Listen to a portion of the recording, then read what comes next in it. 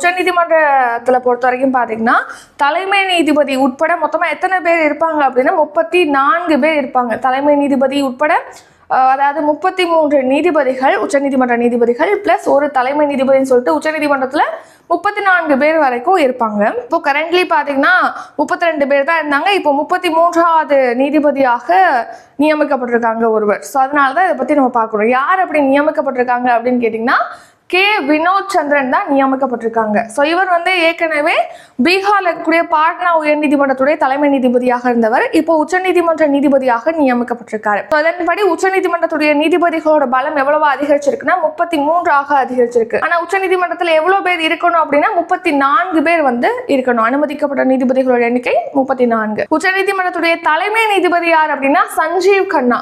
So இவர் தான் இந்த கே வினோத் சந்திரன் என்பவருக்கு பதவி பிரமாணம் செய்து வச்சிருக்காங்க. இப்போ உச்சநீதிமன்ற நீதிபதியை யார் நியமிக்கிறாங்க அப்படின்னு கேட்டிங்கன்னா குடியரசுத் தலைவர் தான் சரத்து 126 படி உச்சநீதிமன்ற நீதிபதியை நியமிக்கிறாங்க. உச்சநீதிமன்ற நீதிபதியாக இவரை நியமிக்கலாம் அப்படின்னு சொல்லிட்டு கொலிஜியம் தான் பரிந்துரை அளிக்கும். அந்த பரிந்துரைக்கு மத்திய அரசு ஒப்புதல் அளிப்பாங்க. ஸோ அதை எடுத்து குடியரசுத் தலைவர் அவரை நியமிப்பாங்க நீதிபதியாக.